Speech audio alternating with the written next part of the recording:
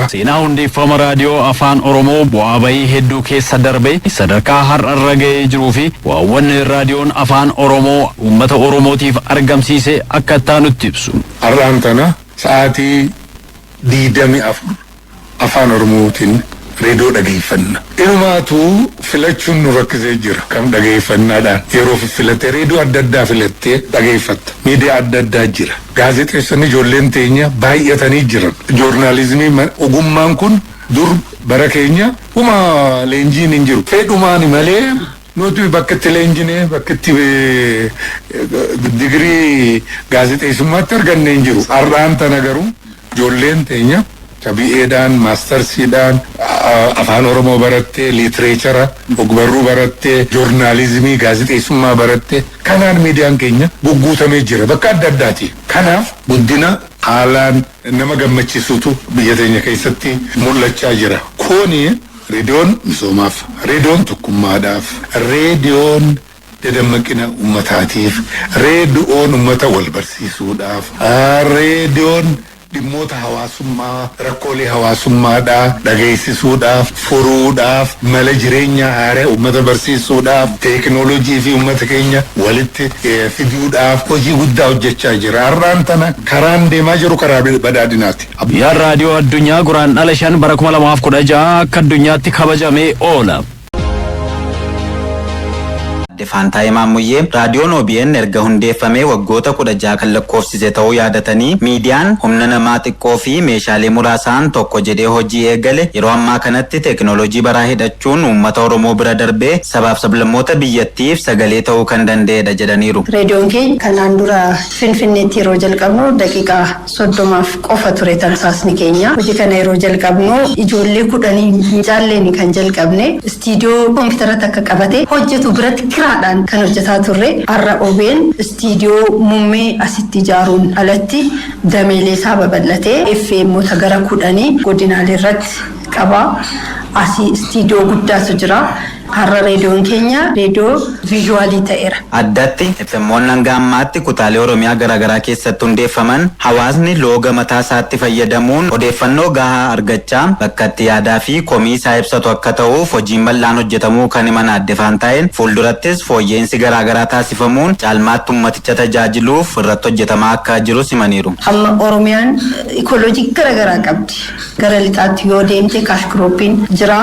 Gara bahaatti yoo deemte oomishtummaan gara biraati. Gara Boorana Gujii yoo deemte horsiisa bulaatu jira. Haala keessa jiruun qabiyyee ittiin barsiifachuu dandeenyu irratti xiyyeeffannee FM'oota keenya loqoduma isaatiin uummanni irraa haasee walirraa baratu muuxannoowwan gaggaarii kan walirraa ittiin jijjiirratu akka ta'uuf hojii bal'aa hojjetaa jira. Formaatiiwwan sirreessaa jirra naannoo FM'oota irratti jalqabbiidhaan amma kan jiru irra caalaa cimsinee hawaasa keenya gama dinagdeetiin ceesisna nageenya isaa duudhaa aadaa isaa fayyadame akka eeggatuuf nu barsiisna. FM'n Finfinnee uummata Oromoo fi uummattoota biroo biyyattii gidduutti hariiroon gaarii akka uumamuuf kaayyoo duudhaa fi aadaa uummatichaa mul'isuu qabatee kan hundaa'e ta'uu kan dubbatan adde Faantaayeen sadarkaa biyyaattis hariiroo dippiloomaasii cimsuufis hojjechaa jiraachuu himaniiru. FM'n kun fuulduratti hojii isaa kana caalmaatti cimsee akka itti fufuufis OBN karoora babal'isuu qabatee itti adeemaa akka jirus kaasaniiru. Guddummaa uummata kanaa agarsiisu uummata guddaadha. Uummata sirna gadaa diimokiraatawaa ta'e addunyaaf gumaachedha. Sadarkaa sanatti uummanni kun beeksifamu beekamu duudhaan inni bareedaan uummata kanaaf faayidaa guddaa qabu sun kan uummata hundaa ta'ee ittiin fayyadamu gochuuf barsiisuuf ammaaf sa'aatii takka qabna Ingiliffaan guyyaatti afaan Amaaraa sa'aatii 6 qabna afaan Oromoo 6 qabna kana booda of danda'ee sadarkaa deemuu danda'utti afaan Oromoo chaanaalii ta'uu danda'a afaan Amaaraa chaanaalii ta'uu danda'a afaan Ingilizii chaanaalii ta'uu danda'a sadarkaa kanatti guddisnee bal'isnee uummata bira qaqqabuu qabna waan ta'eef karoora akkasiitiin kan itti deemaa. Ogeeyyii miidiyaa fi jaallattoota raadiyoo hundaan baga guyyaa raadiyoon isin ga'e kan jedhan adde Faantaayeen guyyaa raadiyoo yoo kabajnu haala keessa dabarre yaadachaa fuulduratti kanarra cimnee akka hojjennuuf kan itti kaayyeeffannudhas jedhaniiru. fi kenna tajaajila irratti hojjetaman caalatti akka cimanii fi dhaqqabummaa isaanii dabaluuf waliin hojjechuun barbaachisaa ta'uu hooggantuun biiroo Public Service Oromiyaa Aadde Kokobeedidhaa himanii. Hawaasni tajaajila itti quufinsaa qabu akka argatuuf OBN gahee isaa bahuuf cimsee kan itti fufu ta'uu kan himan immoo Daayirektara olaanaa OBN obbo Gizaachoo Gabbisaadha. Roobi Abarraa dhimma kana akka nutti nu biraan geessi. Biiroon Public Service Oromiyaa fi OBN haalatti kenna tajaajilaa fi bulchiinsa gaarii fooyyessuun danda'amu irratti qindoominaan waliin hojjechuuf mari'ataniiru. Qophiileen kenna tajaajilaa fi bulchiinsa gaarii irratti OBN'n hojjetaman caalaatti cimanii akka hojjetamanii fi qaqqabummaa isaanii dabaluuf akkasumas hawaasni tajaajila sirriitti akka argatuuf waliin hojjechuun barbaachisaa ta'uu hooggantuun Biiroo Public Service Oromiyaa Aadde Kokobeedidhaa dubbataniiru. Sagantaa caayaan itti darbaa jiru rakkoo kenna tajaajila uummata keessa adda baasee saaxilee fooyya'insa uummataaf tajaajilli itti dhiyeessaa jiru bifa fooyya'aa ta'een dhiyeessuudhaaf rakkoowwan kanaan dura mudatan keessaa fudhannaa tarkaanfii wajjin wal qabatee haala jiru rakkoo raawwii keessatti mul'atu hunda bifa fooyyessuu dandeenyuun waliigaltee keenya raawwannee jirra.